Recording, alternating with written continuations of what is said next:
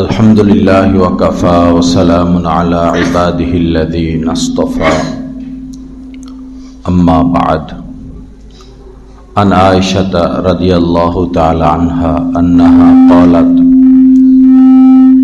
क़ाल रसूलुल्लाहि सल्लल्लाहु तआला अलैहि वसल्लम इन्नल्लाह रफ़ीक़ुन युहिब्बुर रिफ़्क़ा फिल अम्रि कुल्लिही औ कमा क़ाला अलैहि सलातु वस्सलाम वक़ाल रसूलुल्लाहि सल्लल्लाहु अलैहि वसल्लम यस्सिरू वला तुअस्सिरू वबश्शिरू वला तुनफ़्फ़िरू औ कमा क़ाला अलैहि सलातु वस्सलाम अल्लाहुम्मा सल्लि अला सय्यिदिना व मौलाना मुहम्मद व अला आलि सय्यिदिना व मौलाना मुहम्मद व बारिक वसल्लिम अस्तग़फिरुल्लाहल्लज़ी ला इलाहा इल्ला हुवल हय्युल क़य्यूम व अतूबु इलैहि।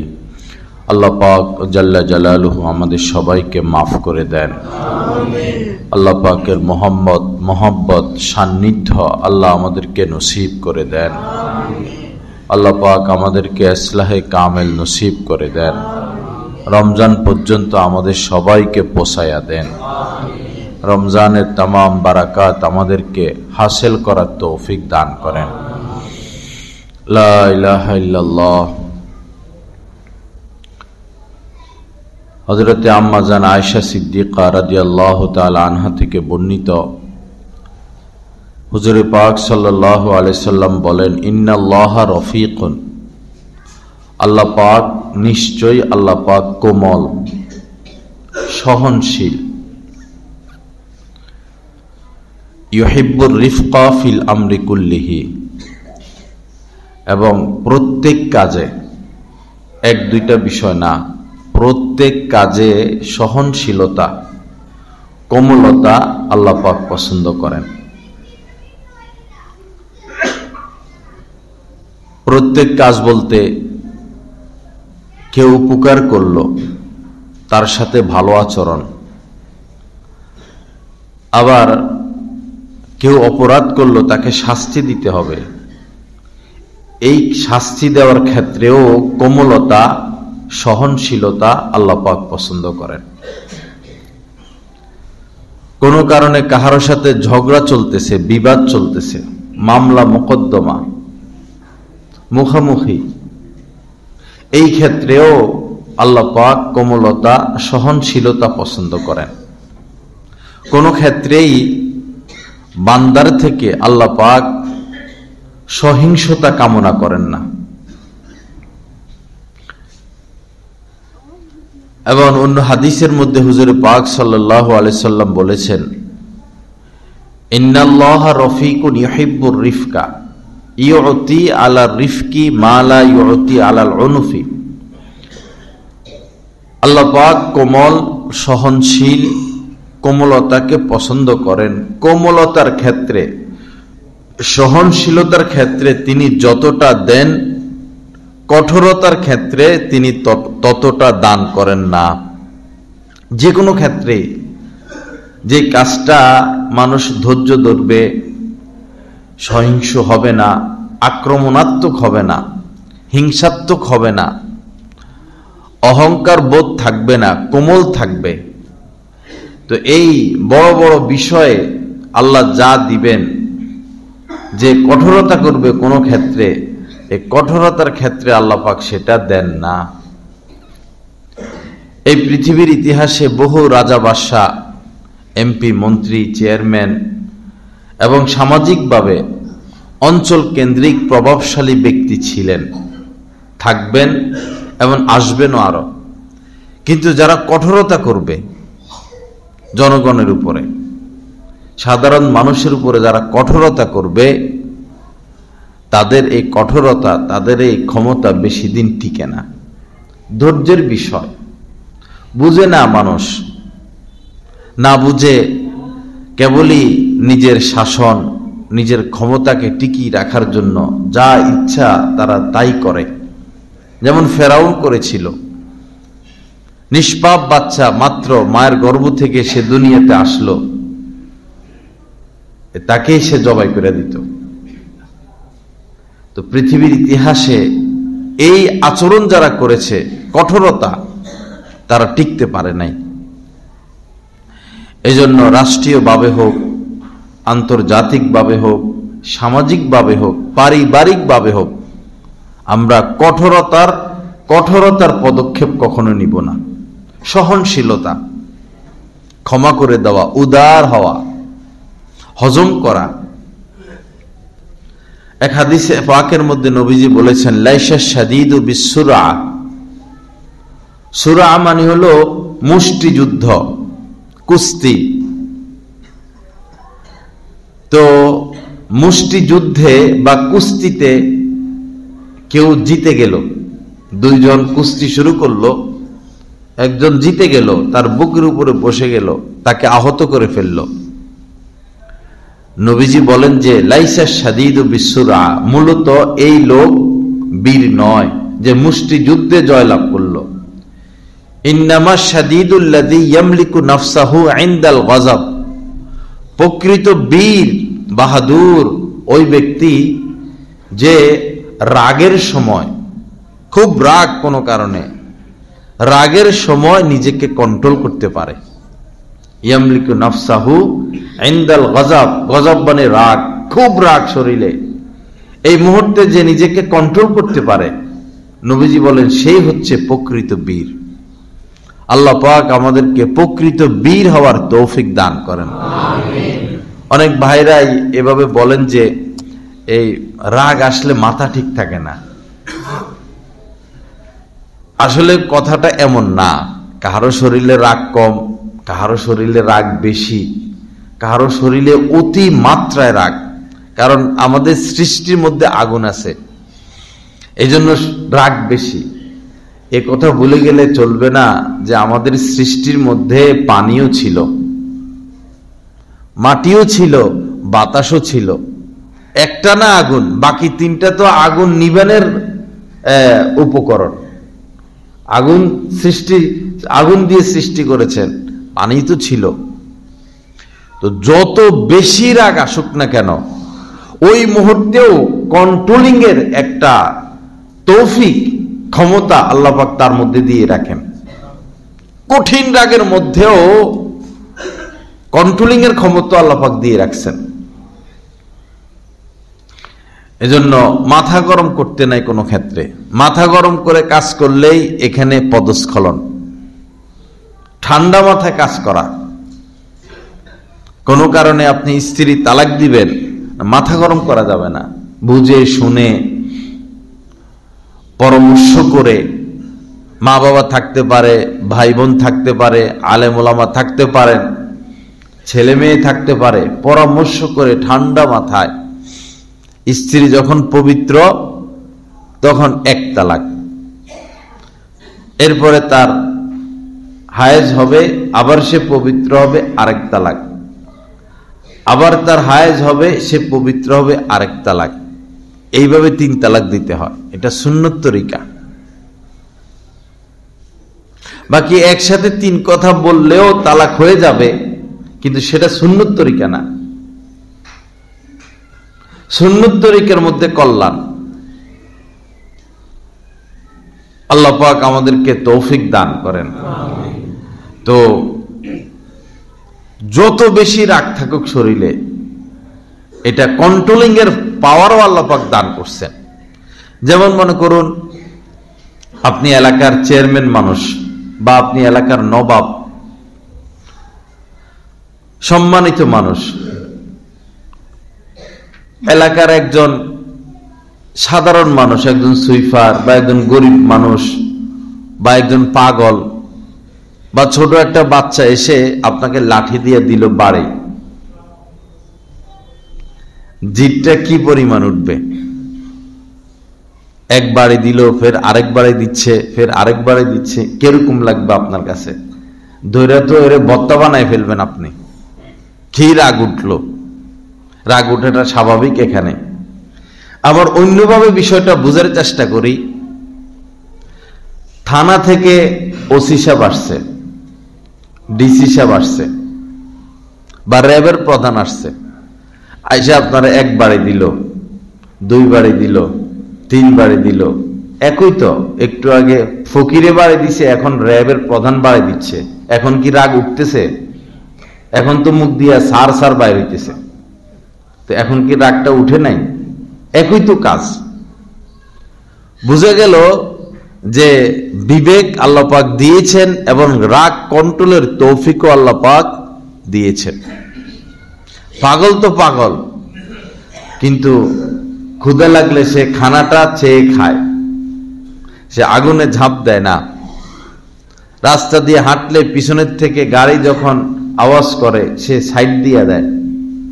পাগল হইলেও কিছু জ্ঞান বুদ্ধি মাথার মধ্যে থাকে, কিন্তু আমরা তো পুরো পাগল না। পুরো পাগল না বলতে আমরা তো পাগল না, আমরা তো সুস্থ, আল্লাহর দয়া, আমাদের মেধা ঠিক আছে, বিবেক ঠিক আছে। তো পাগলামি কেন করি? পাগলের আচরণ কেন করব? বিবেকহীন মনুষ্যত্বহীন মানুষের মতো আচরণ কেন করব? আমরা তো নিজেকে কন্ট্রোল করার চেষ্টা করব। আল্লাহ পাক জাল্লা জালালু আমাদেরকে সহি বুঝ দান করেন। তো সর্বক্ষেত্রে আল্লাহ পাক আমাদের থেকে সহনশীলতা কামনা করেন। আল্লাহ পাক কত সহনশীল, একজন জালেমকে কত লম্বা সময় তিনি দেন।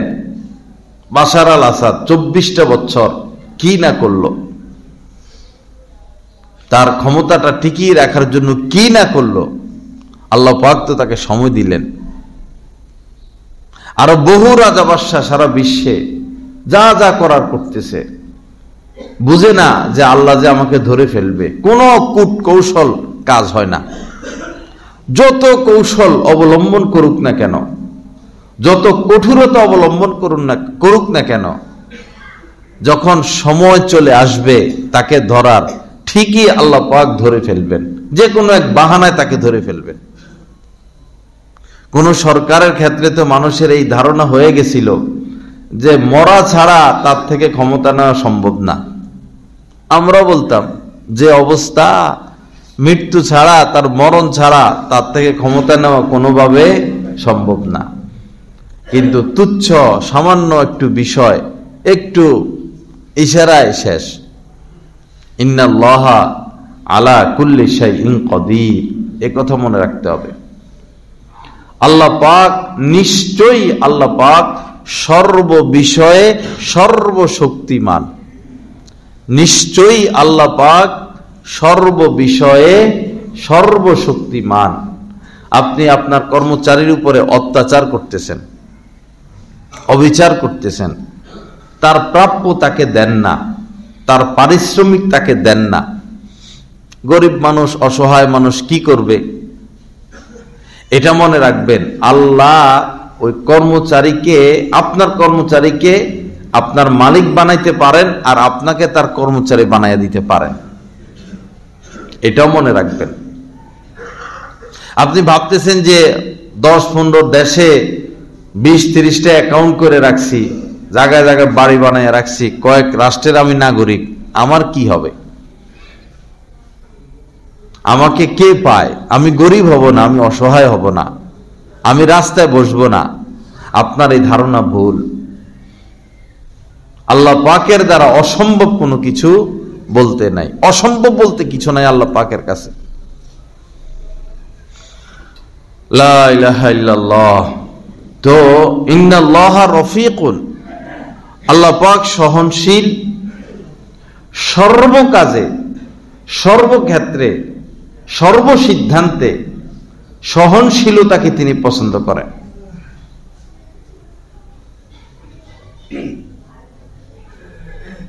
হাদিস শরীফের মধ্যে এসেছে, হযরত আব্দুল্লাহ ইবনে মাসউদ রাদিয়াল্লাহু তাআলা আনহু থেকে বর্ণিত, তিনি বলেন যে নবীজি পূর্ববর্তী কোন নবীর ঘটনা বলতেছিলেন। পূর্ববর্তী কোন নবীর, ওই নবীকে তার জাতি উম্মতেরা অনেক বেশি অত্যাচার করলো, মারধর করলো, রক্তাক্ত করে ফেললো। নবীকে মারতে মারতে মারতে মারতে মারতে মারতে, এই জামানায় আলেমদেরকে মারে না? আলেমদেরকে মারে তো, পুলিশটা মারে, অত্যাচার করে। আলেমদের হাতে যারাই হাত তুলেছে গায়ে, যেই সরকারি, তাদের শেষ রক্ষা হয় নাই। বিভিন্ন মসজিদে মাদ্রাসায়ও আলেমদের উপরে অত্যাচার করে, মনে করে যে তারা আমাদের অধীনস্থ। একথা মনে রাখবেন, একজন আলেমকে নিজের অধীনস্থ ভাববেন না। এই এক ভাবনাই আপনাকে জাহান্নামের দিকে টেনে নিবে। আপনি কমিটির সদস্য, ভালো কথা, আপনি মসজিদ পরিষ্কার করবেন, এটা আপনার কাজ। প্রস্রাবখানা পরিষ্কার করবেন, কমিটির কাজ এটা। আলেমের উপরে পাওয়ার দেখাইতে নাই, গজব মাথার কাছে, খপ করে ধরে ফেলবেন আল্লাহ পাক। কারণ আলেমরা হচ্ছেন আল্লাহ পাকের খাস ব্যক্তি। নিজেকে আলেমদের খাদেম মনে করব, আলেমদের উপরে কখনো চোখ রাঙাবেন না। হ্যাঁ, আল্লাহ পাক আলেমদের কানে কানে বলে দিয়েছেন, ওয়াইদা খাতাবাহুমুল জাহিলুনা ক্বালু সালামা। আল্লাহ পাক বলেছেন, যখন জাহেলেরা বাড়াবাড়ি করবে চুপ থাকবা।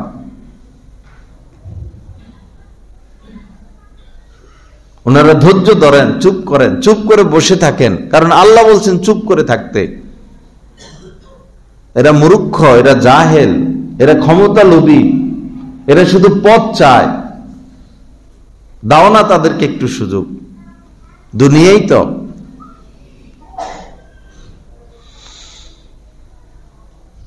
যে এলাকায় যে মসজিদ, ওই মসজিদের যিনি ইমাম, তিনি ওই এলাকার বাদশাহ, সবাই তার প্রজা। ইমামের উপরে কাহার কোনো পাওয়ার নাই, সম্মান নাই, ইজ্জত নাই। যে এলাকার প্রেসিডেন্ট বসবাস করে, ওই এলাকার প্রেসিডেন্ট ও ইমামের মুসল্লি। ধর্মীয় দৃষ্টিকোণ থেকে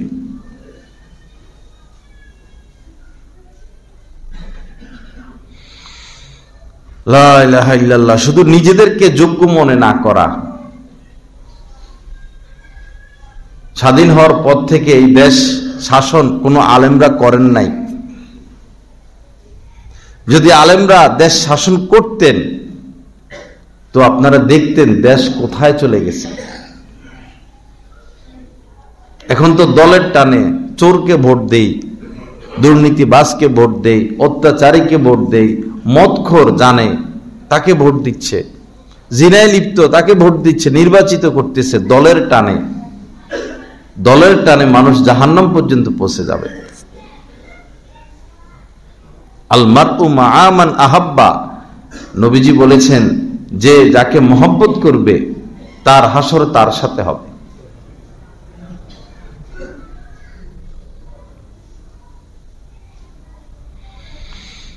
লা ইলাহা ইল্লাল্লাহ। আল্লাহ পাক আমাদেরকে সহি বুঝ দান করেন, আল্লাহ পাক আমাদেরকে আল্লাহর ভয় দান করেন, আল্লাহ পাক অহংকার থেকে আমাদেরকে বেঁচে থাকার তৌফিক দান করেন। তো নবীর উপরে অত্যাচার করতেছে, এতটা আঘাত করলো যে নবী ক্ষত বিক্ষত হয়ে গেল, তার শরীর থেকে রক্ত ঝরতেছে। আমাদের নবীজি বললেন যে এত আঘাত করার পরেও ওই নবী তার উম্মতকে বদদোয়া দিচ্ছেন না। নবী বদদোয়া দিলে তো সাথে সাথে গজব আসবে, বদদোয়া দিচ্ছেন না, বরং ওই ক্ষত বিক্ষত রক্তাক্ত নবী আল্লাহর কাছে দোয়া করতেছেন, আল্লাহুম্মা গফিরলি কওমি, আল্লাহ আমার এই জাতিকে আপনি মাফ করে দেন। তারা যে আমার সাথে এই আচরণ করলো, এই ব্যবহার করতেছে, আসলে তারা আমাকে চিনতে পারে নাই, তারা আমাকে চিনতে পারে নাই।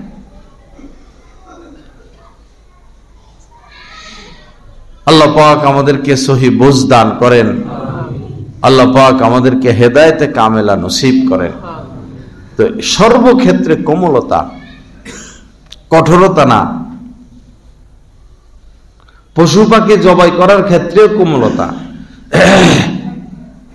যেমন কোরবানির সময় অনেকে গরুর উপরে, পশুর উপরে অনেক অত্যাচার করে, আগেই বেঁধে রাখে, বাঁশ দিয়া চাপ দেয়, জবাই করার পরে আবার তাকে ঘাই মারে, তার জান বাইর হওয়ার আগে তার হাত পা কাটা শুরু করে। এগুলো নিষেধ। পশু জবাই করা হবে, এখানেও কোমলতা এভাবে তাকে আস্তে শোয়াইবে। যেখানে তাকে শোয়ানো হবে সেখানে দেখবে কোনো ইট আছে কিনা, এরকম ক্ষতিকর কোনো কিছু আছে কিনা, উঁচা নিচে আছে কিনা।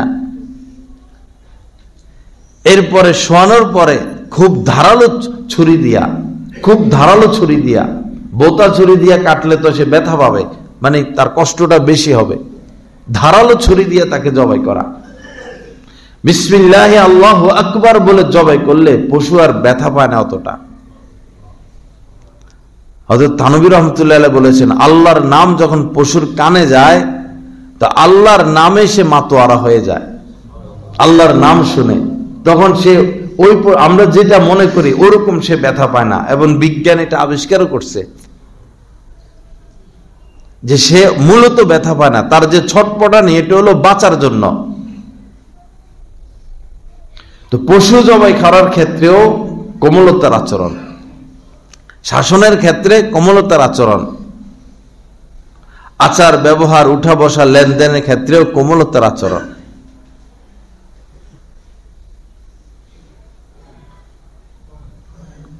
হাদিস শরীফের মধ্যে এসেছে, হযরত আনাস রাদিয়াল্লাহু তাআলা আনহু বলেন যে আমি নবীজির সাথেই ছিলাম, রাস্তা দিয়ে হাঁটতেছি, নবীজির গায়ে একটি চাদর ছিল। ওই জামানায় পোশাক ছিল, একটা চাদর পরতেন, একটা চাদর গায়ে দিতেন, এই পোশাক বেশি পরা হইতো। আবার নবীজি জামাও গায়ে দিয়েছেন।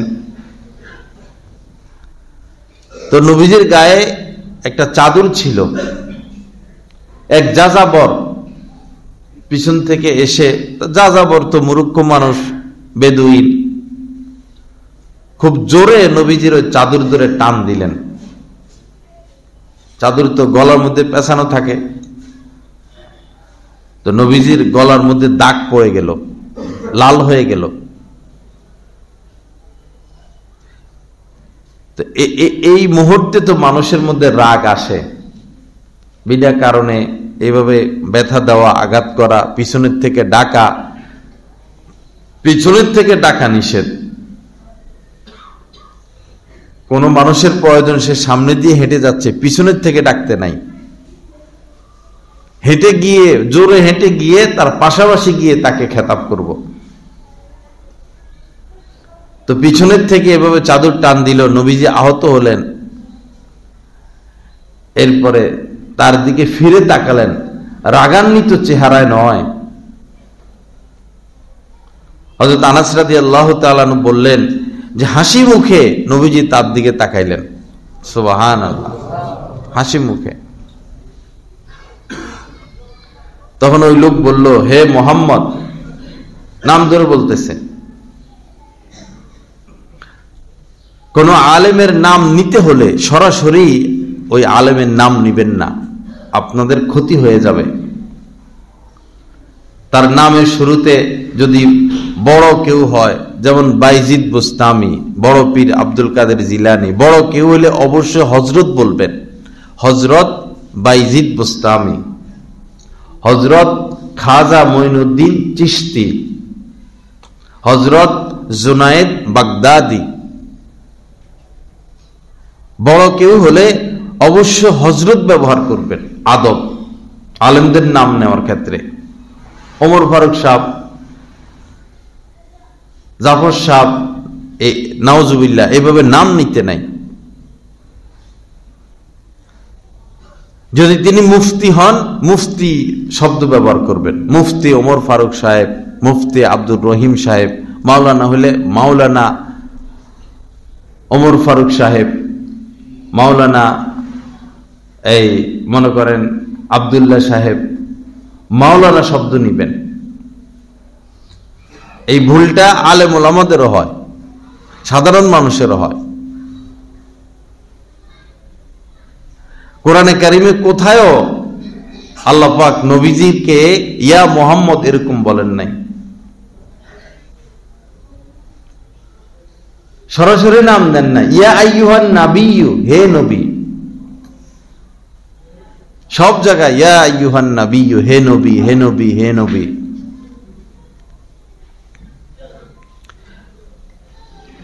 এবং নবীজিকে এভাবে ডাকা নিষেধও করা হয়েছিল পরবর্তীতে। এসে গ্রামের লোকজন এসে বলতো, হে মোহাম্মদ বের হয়ে আসো, এরকম বলতো। পরে সে বলল যে, হে মোহাম্মদ, আল্লাহ আপনাকে যে সম্পদ দিয়েছেন তার থেকে আমাকে কিছু দান করার নির্দেশ দিন। এটা তো সে ভালোভাবে বলতে পারত। তখন নবীজি যারা ছিলেন তাদেরকে বললেন, তার যে প্রয়োজন এই প্রয়োজন মিটাইয়া দাও। কি সহনশীল আচরণ নবীজি করলেন, কি কোমল আচরণ নবীজি করলেন। অনেক সময় বাসের হেল্পাররা একটু বাড়াবাড়ি করে, অনেক সময় রিক্সাওয়ালারা বাড়াবাড়ি করে, কর্মচারী বাড়াবাড়ি করে, দিন মজুররা বাড়াবাড়ি করে। বাড়াবাড়ি হইতে পারে, মানুষ তো তার জ্ঞান অনুযায়ী কাজ করে। মানুষের আচরণ তার জ্ঞান অনুযায়ী, শিক্ষা অনুযায়ী। যার জ্ঞান কম, যার শিক্ষা কম, যে ভালো মানুষের সংস্পর্শ পায় নাই, তার আচরণ তো উল্টাপাল্টাই হবে। আপনি ভালো মানুষদের সাথে বসেন, আলেম ওলামার সাথে উঠা বসা করেন, ভালো প্রতিষ্ঠানে পড়াশোনা করেছেন, আপনার আচরণ তো ভালো হবে। ওই লোক তো মূর্খ, সে তো ভালো মানুষের সংস্পর্শ পায় নাই, তার বিদ্যা বুদ্ধি নাই, তার আচরণ উল্টেই হবে। এখন কুকুরে কামড় মারলে তো কুকুরকে কামড় মারতে নাই। কুকুর যদি কোনো পাগলকেও কামড় মারে, পাগল তো গিয়ে কুকুরকে কামড় দেয় না। সে করেছে খারাপ ব্যবহার, তার শিক্ষা নাই, দীক্ষা নাই, জ্ঞানের আলো নাই, সে অসামাজিক। আমি তো তার খারাপ আচরণের বিনিময় খারাপ আচরণ করতে পারি না। আমি তো ভালো আচরণ করব, ভালো ব্যবহার করব। আল্লাহ আমাদের সবাইকে তৌফিক দান করেন। হাদিস শরীফের মধ্যে এসেছে, ইয়াসসিরু, সহজ করো, সর্বক্ষেত্রে সহজ করো। স্ত্রীর ক্ষেত্রে সহজ করো, ছেলে মেয়ের ক্ষেত্রে সহজ করো, জনগণের ক্ষেত্রে সহজ করো, অধীনস্থদের ক্ষেত্রে সহজ করো, বন্ধু বান্ধবের ক্ষেত্রে সহজ করো। তোমার কাছে কেউ, তুমি কাহার কাছে টাকা পয়সা পাইবা, দেয় না, তার ক্ষেত্রেও আচরণ সহজ করো। কেউ তোমার কাছে সহযোগিতা চাইলো, সহজ করো। ইয়াসসিরু, সারাটা জীবন সহজ করো। ওয়ালা তুআসসিরু, কঠোরতা করো না, কোনো ক্ষেত্রে কঠোরতা করো না। হাসপাতালের মধ্যে দেখা যায় এই বাচ্চাদেরকে যে ইনজেকশন মারে, যারা ইনজেকশন মারে এরা তো এগুলা করতে করতে এদের তো মায়া দয়া নাই, এই ঠাস করে এরকম ঢুকায় দেয়, ঠিস করে মারা দেয়। এরা পশুর থেকে নিচের স্তরে চলে গেছে। একটা মাসুম বাচ্চা, আপনি হাড্ডিতে লাগে কিনা, হাড্ডিতে লাগলে তো ওইখানে ইনফেকশন হবে, পরে আবার ফুলবে, ব্যথা করবে, বাচ্চা তো বলতে পারবে না। পরে তাদের তো সুবিধা, আবার অ্যান্টিবায়োটিক বিক্রি করতে পারবে।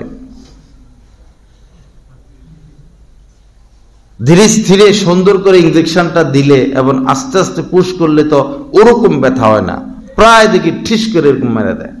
সময় নাই, নাকে যে পাইপ ঢুকায় মাসুম বাচ্চাদেরকে, কি জোরে এরকম এরকম এরকম করে দিয়ে দেয়।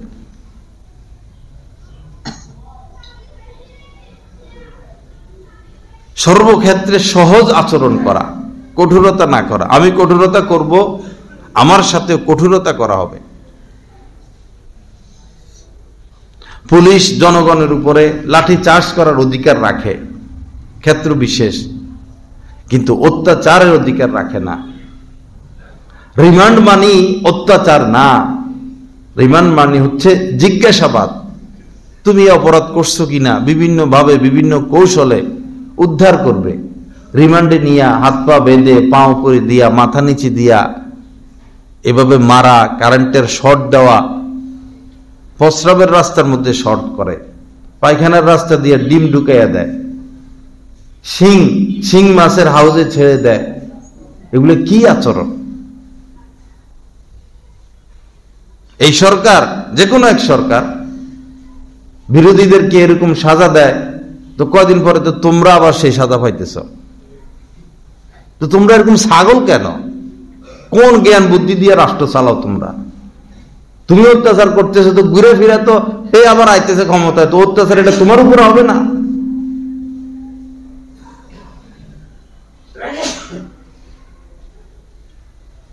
সরকার পরিবর্তন হইলে নাম পরিবর্তন, সব জায়গায় আমার নাম, বাপের নাম, আমার নাম। আরে ছাগল, পরে সরকার আইসা তার নাম বসাবে না?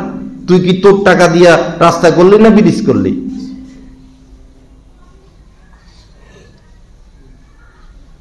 শিক্ষিত, জ্ঞানী, বুঝমান, বংশীয় বড় মাথা দেখে সরকার নির্বাচন করতে হয়। লুটপাটকারী, চোর, গুন্ডাকে সরকার নির্বাচন করা। মদ নিয়ে যারা পড়ে থাকে, নারী নিয়ে পড়ে থাকে, প্রত্যেক লোকের বিচার করবে আল্লাহ পাক যারা এই লুটপাটকারীদেরকে ভোট দেন আর সমর্থন করেন। একজনেরও ছাড় নাই। দেশ হুমকির মুখে আপনাদের কারণে। একজন সৎ লোক অসৎকে কখনো সমর্থন করতে পারে না, মহব্বত রাখতে পারে না অসৎ লোকের অন্তরের মধ্যে। কি অবস্থা দেশের রাস্তাগুলার! রাস্তা খাইয়া ফেলে, একটুক দেয় ডালাই, কালো ডালাইটা, পিচ ডালাইটা একটুক দেয়, এক আঙ্গুল।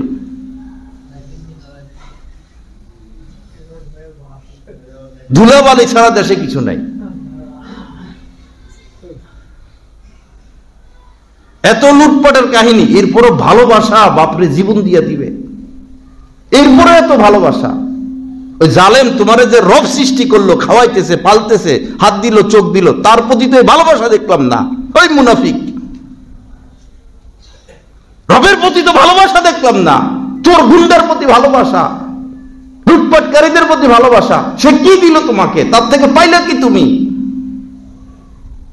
এই দেশের সরকাররা জনগণকে কি দিল এ পর্যন্ত?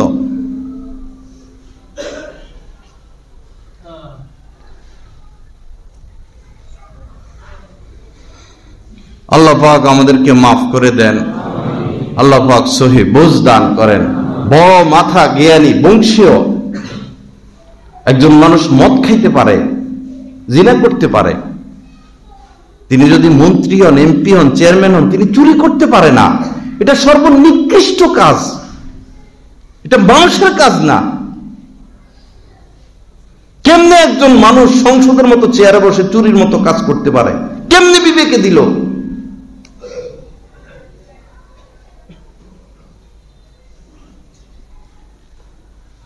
ঘুরে ফিরে আপনারা ওই মেম্বার ও চোররে মেম্বার বানাবেন, ওই মেয়র বানাবেন চোরকে। বাঙালির স্বভাব এরকম, দলের টান, বংশের টান। সুবিধা পামো, আমার দলের লোক আসলে আমি সুবিধা পামো। সুবিধা কয়দিন ভোগ করবেন? হায়াত তো 70, 80, 90, 100 বা 120। এরপরে কিভাবে সুবিধা ভোগ করবেন? তখন তো শুরু হবে অসুবিধার লাইন।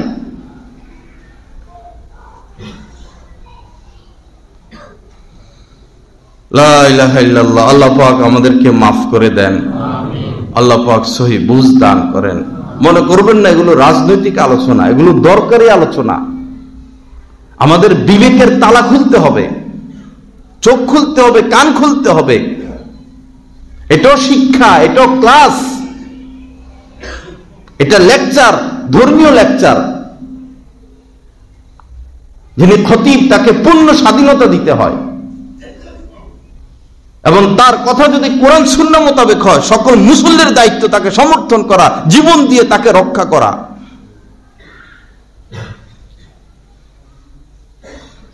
একজন ইমামের জন্য যদি কেউ জীবন দেয়, একজন খতিবের জন্য যদি জীবন দেয়, সোজা সে জান্নাতে যাবে, যদি খতিব হকের উপরে থাকে।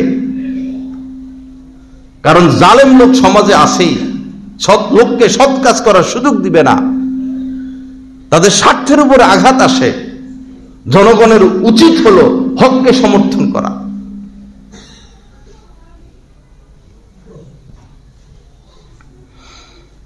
লা ইলাহা ইল্লাল্লাহ। আল্লাহ পাক আমাদেরকে মাফ করে দেন। আল্লাহ পাক আমাদেরকে সহি বুঝ দান করেন। আল্লাহ পাক আমাদেরকে পূর্ণ ইসলাহ নসিব করে দেন। আমাদের চোখ আল্লাহ পাক খুলে দেন, আমাদের বিবেক আল্লাহ পাক খুলে দেন।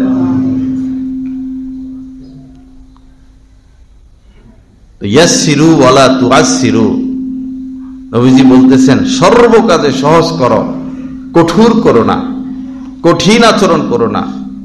বাশশিরু, মানুষকে সুসংবাদ দিতে থাকো। ওয়ালা তুনাফিরু, মানুষকে দূরে সরিয়ে দিও না। এগুলো নবীজির কথা, কি সুন্দর সুন্দর কথা নবীজির। এক লাইন, দেড় লাইন, দুই লাইন, এই দুই লাইনের মধ্যে জীবন ঘটনমূলক সকল কিছু নবীজি বলে দিয়েছেন।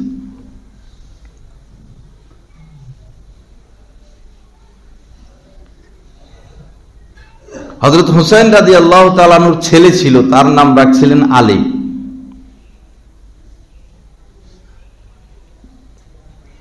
তো উনি বড় আলেম ছিলেন, বুজুর্গ মানুষ ছিলেন, আল্লাহওয়ালা ছিলেন।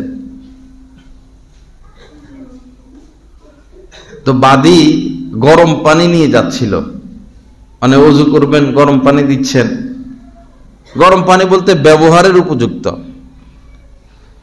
তো দিছেন খুব গরম, একবারে গরম। তো উনার গায়ে পড়ে গেছে পানি, কাছে দিয়ে নেওয়ার সময় পানি গায়ে পড়ে গেছে, পুরা গরম পানি। আপনার কাছে কেমন লাগবে?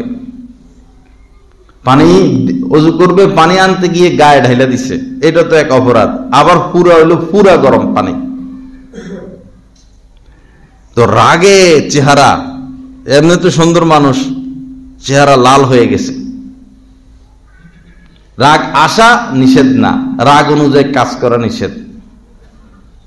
রাগ আসবে, কারণ আগুন আছে আমাদের শরীরে। যে কোনো উল্টা পাল্টা দেখলেই রাগ আসবে, এটা স্বাভাবিক। রাগ না আসা অস্বাভাবিক, রাগ আসা স্বাভাবিক। রাগ অনুযায়ী কাজ করা যাবে না। হযরত ইমাম শাফি রহমতুল্লাহ আলাইহি বলেছেন, যার রাগ নাই সে হলো গাদা। যার রাগ নাই সে কি? গাদা। আরেক বুজুর্গ বলছেন, যে রাগ অনুযায়ী কাজ করে এ হলো গাদার দাদা। যে রাগ অনুযায়ী কাজ করে এলো গাদার দাদা। তোমার রাগ এসে গেছে শরীরে। পরে বাদী ছিল শিক্ষিতা, কোরআন জানতো কিছু কিছু। সে আয়াত তেলাওয়াত করতেছে, ওয়াল কাযিমিন আল গায়জ। জান্নাতি লোক তারা, আল্লাহ ওয়ালা, প্রকৃত আল্লাহ ওয়ালা লোক তারা, যারা রাগকে কন্ট্রোল করে। তো আয়াত শোনার সাথে সাথে উনি স্বাভাবিক হয়ে গেছেন, রাগ শেষ। আয়াত কানে আসছে, আল কাযিমিন আল গায়জ। রাগে না গেল এই বেচারি, তার তো অপরাধ তো হয়েছে। আয়াতের পরের অংশ হলো ওয়াল আফিনা আনিন নাস, আল্লাহ ওয়ালা তারা, যারা মানুষকে মাফ করে দেয়।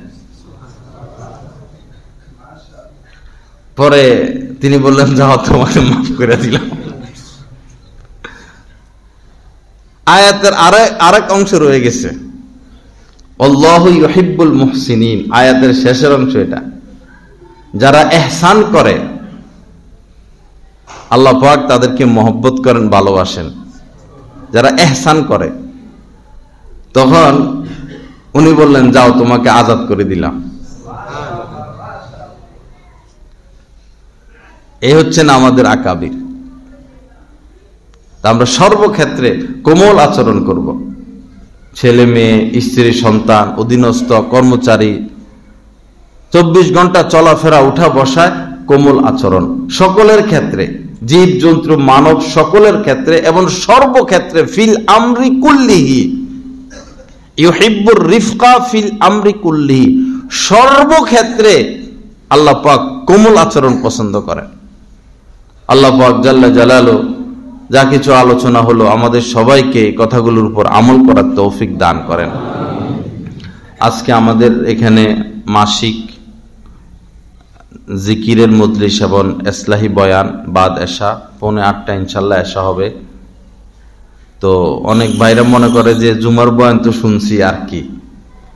ইসলাহি বয়ান, জিকিরের মজলিস এক জিনিস, জুমার বয়ান আরেক জিনিস। এজন্য সবাইকে দাওয়াত, সবাই ইনশাল্লাহ আসার চেষ্টা করবেন এবং ব্যাপকভাবে দাওয়াতটা পৌঁছাইয়া, যারা নামাজ পড়ে না, খারাপ জায়গা যায়, অসৎ পথে চলে গেছে, একটু দাওয়াতের কাজ করে তাদেরকে নিয়ে আসার চেষ্টা করবেন। আপনার উসিলায় একজন মানুষ যদি দিন পায়, সারা জীবন সে যত নেক আমল করবে আপনি সমপরিমাণ সওয়াব পেয়ে যাবেন। আল্লাহ পাক আমাদের সবাইকে তৌফিক দান করেন। ওয়া আখিরু দাওয়ানা আলহামদুলিল্লাহি রাব্বিল আলামিন ওয়া সাল্লাল্লাহু আলা নবিয়্যিল কারীম।